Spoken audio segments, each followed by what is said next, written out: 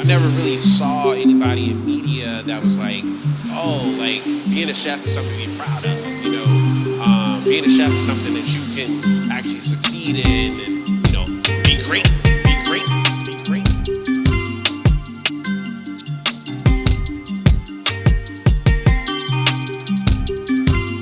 Welcome to episode 15 of the 1,000 Days podcast. I'm here with Nicole, Chef DQ.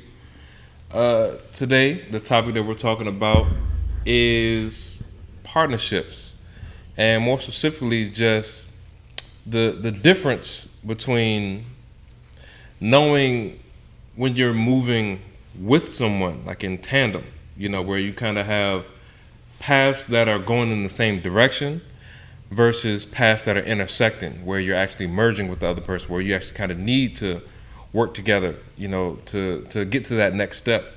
So to me, I think that just gives me the idea of just when you're working with someone, like merging together, there's always going to be some sort of sacrifice, to fit together. You're always going to have to leave at least a part of yourself out for that other person to kind of fit in, and vice versa. The other idea is when you're going in the same direction, you don't necessarily have to give up anything. You're just kind of, hey, we're both doing this thing. We can kind of help each other along the way, but we don't really intersect. Our values align. Exactly that. So I think I just kind of wanted to talk about like the, just like the signs and the indicators of like knowing where you are. I feel like sometimes it can be difficult to understand, within working. It's already hard enough to work with people, within certain aspects, but then to like really understand and know, what your roles are together. Are we just walking side by side, or are we holding hands? It's kind of, I feel like it's important to know, because I feel like different roles come with those different kind of aspects. Yeah. I mean, it's also something, it's funny enough, like just one time, is that what I'm thinking right now, something, that is kind of brewing in my mind is like it's really in the planning phase, is that because, when we first got here, that was a thing for us. And we have some brands that are forged in partnerships, and we're kind of doing the same thing. And really, it's even, I would say, dare I say, it's led by me, right? Because I am the delivery guy. I'm the one who is really good at making virtual brands. And so I'm, in a sense, teaching others how to do this. And in their teachings, I'm like, okay, well, you've listened, you've built that. Now let me also do it or host it within my business. And now we can just kind of go to the moon. And I will say at first, just how we've done it, at first I was kind of turned away from it simply because, just certain things didn't work out. It was, just different people. They were focused on other stuff and, and things like that. But what I have learned is, much like you said, we don't, our values just align in this one area. It doesn't even have to be the whole thing. It doesn't have to be how or what you want from business. It's just like, look, you do this, I also do this. We can kind of cross paths at this one intersection, and that just gets us to the next goal, and that's it. Nothing else has to cross paths but just this. So what I've, going into our new space, or to just the next entity that, we hope to be, is that looking at creating partnerships that are just coexisting of brands. And by that, what I mean is how we have our 6 brands here that we're like, okay, we know what to do, things like that. But I also manage other restaurants and other restaurants' brands. So why couldn't essentially I say, hey, brand number 1, you want to essentially, go and do whatever that you want to do outside of your restaurant, right? They have a restaurant, they have a location that they want to be at. Do you want to also expand? And I could be that expansion, if you will. So that's a thing that I've learned that, and again, it's really it's in more of a planning phase for me. That of saying, okay, well, how do I expand what we're doing, help what we're doing, but also help the other people that I'm also kind of managing their brands as well. Because it can kind of, it's like I don't want to say take from both pots, but I can multiply both simultaneously, and it doesn't have to be a big thing of, okay, well, we're coming in and we're doing this and we're doing that. It's like, no, just right here, this one intersection is where we cross, and this could be wildly successful for both of us, just right here. I mean, I feel like that's the, one of the points that I was talking about, more so in tandem, where it's not even an intersection. It's like, hey, we're already going this way. Mm-hmm. If you would like to go this way as well, you can come with us. You can walk beside. We don't ever have to cross or intermingle, but we're going to the same place, so come on. And I feel like that, I don't know, it just keeps both people free, just in the sense of, you don't have to change your business. You just want the same thing I want. So obviously we're going to the same place, If we both want a cake, we're heading to a bakery. So we might as well just go. So. I don't know. I think that there's a lot of ways to forge partnerships. Obviously, you're speaking in the way of bringing brands together. Mm-hmm. You're talking more of alignment. Mm-hmm.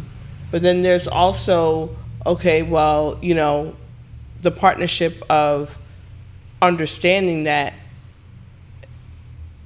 I'm good at what I do.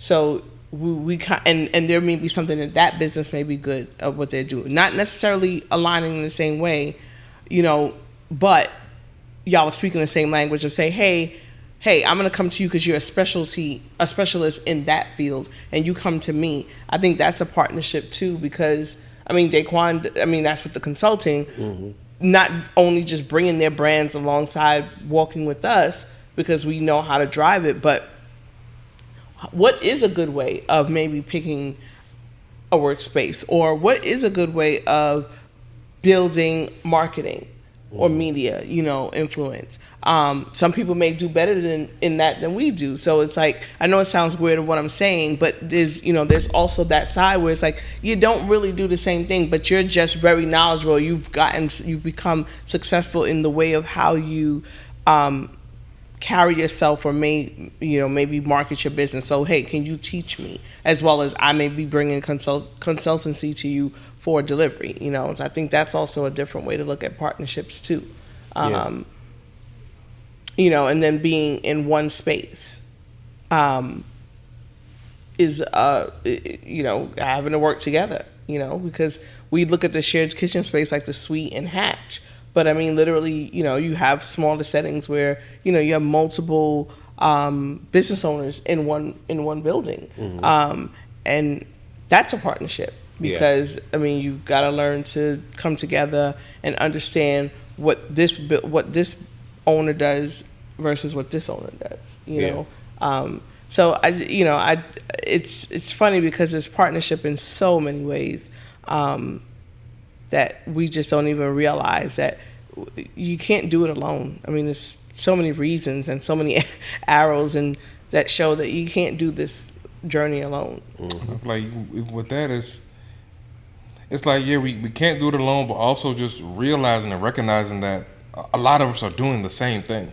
Yes. You know what I'm saying? So it's not about, can I do this by myself? It's just like, why would I? Why would you? Why should we? So to me, like I said, again, me talk about the difference between merging and aligning is, like I said, one is much more involved than the other. So, like I said, it kind of behooves you to kind of understand who you're walking with, or who you're kind of partnering with, and how much is needed to get to where you're trying to go. You know what I'm saying? In certain situations, it really might help that, all right, look, you know, you give up this so that we can do this. You give up this so that we can do this. Because now we can, you know, we've cut off these two parts and now we're lighter, we're faster, we're more efficient. You know what I'm saying? It makes more sense to sacrifice than to just, hey, let's just keep both of our heavy loads and walk together. It's like, sure, you know, we're authentic, but now we're slower. You know what I'm saying? That's efficient. So I don't know. It's like that. You know, those are kind of the two like juxtaposing thoughts in my mind as far as that right now. I mean, I kind of blending what you guys both said. I mean, it's just, again, sometimes, again, partnerships really should be, hey, we're just like a relationship, you know. You get in, you know, they always say like opposites attract or different things like that, but you get with somebody that kind of compliments you, kind of will cover your weaknesses. So a lot of times those are the partnerships that, you know, I think really the ones that flourish versus the ones that we kind of, like I say, we're going in tandem, but then it's like at one point that tandem kind of splits. And it's like, okay, but I think what to keep things like connected is legit like, hey, you're good at this. Do this for me. I am good at this. I am going to do this for you. And it's almost like also then kind of making a contract. And I think, you know, what's important being that, you know, we're talking about businesses, really getting into contractual agreements of saying, okay,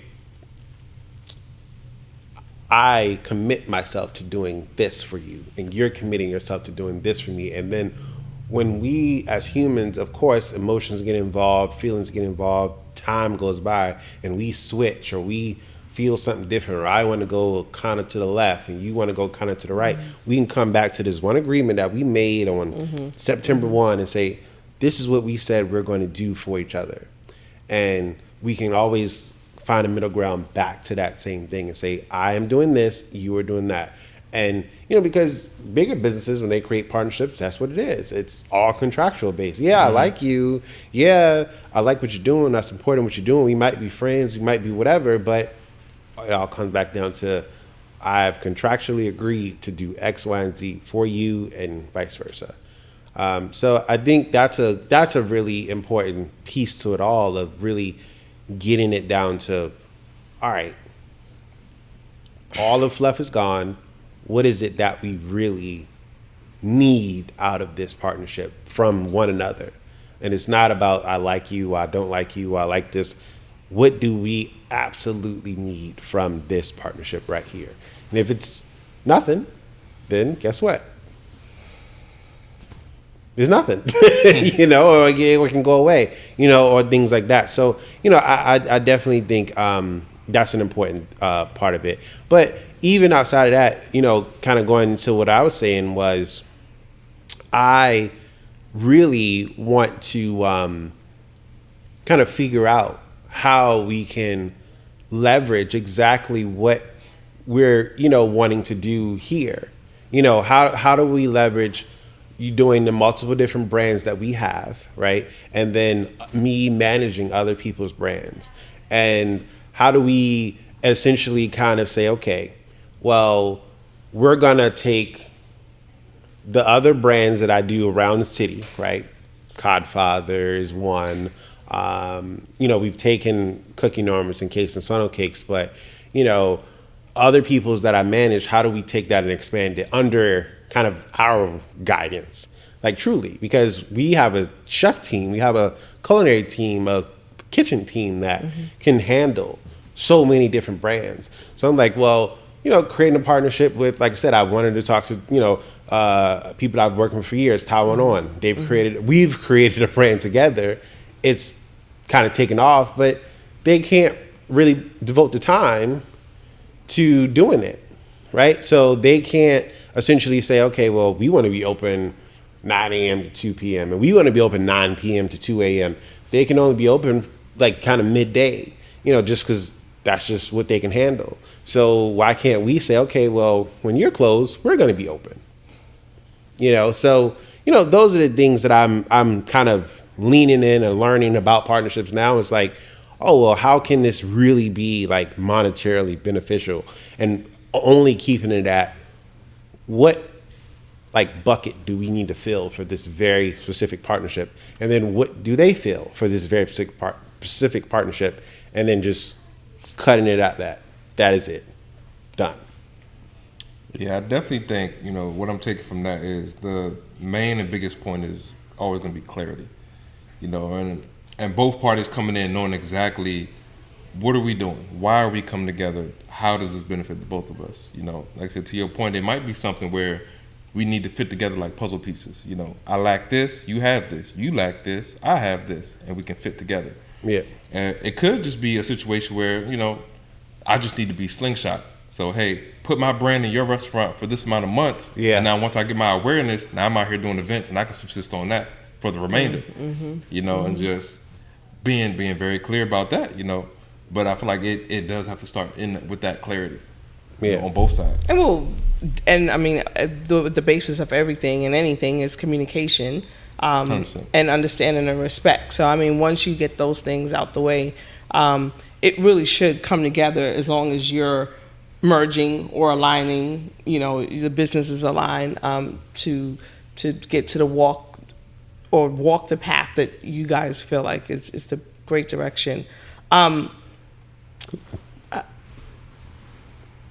So for us, like, where do you see Red Indigo? Like, what partnerships? Because I know we were kind of talking about with the delivery side, like, wanting to do some different things. But what partnerships do you see for Red Indigo LLC? Not so much the delivery one, but the food. Like, where would you like to see this take off to go to? I mean, again, I want to take it to kind of reversing what we've done. So what we've done with K-Box, right, was a cool thing. We went over to London and we essentially saw what they were building and said, okay, we can replicate this and we can take this and make this into something bigger, better, greater, different in America. And so that's kind of like what we've done, and really going about that. And that's what I'm saying, like, how we've gotten some of these other brands, we've changed it into what works here for us, right? And it's now flourished, right? So now I'm saying, okay, well, I'm managing all these other restaurants, and I can see the holes. I can see, the holes is time. The holes is efficiency. The holes is you don't want to have everything on your menu. You're always running out of stuff. The holes is, KPIs. You're making your drivers wait all the time because you have dine-in staff. So when the dine-in staff is there and you still have DoorDash on and DoorDash order comes in, now that DoorDash driver has to wait 30 minutes to get their order, right? And you're like, well, why we can't get over $200, $300 a week? Well, every DoorDash that comes in, it takes an hour to get out the door. Why? Because to your mind, it's more important to handle the people inside, and that's fine. So I know how much money this one brand can make. So give it to me and let me do it. And now we can both just kind of flourish in this, right? Because I didn't do the necessary work to figure out, okay, what's the inventory list for X, Y, and Z? What's the inventory list? What's the prep list for this? What sells for this? We've already kind of figured it out over there for you. So now let's, I think the future for RVA Cafe and Red Indigo and Absurd Bird and Nonstop and Cookie Enormous and all these different brands and stuff like that, I really think the future for like what we have going on is operational.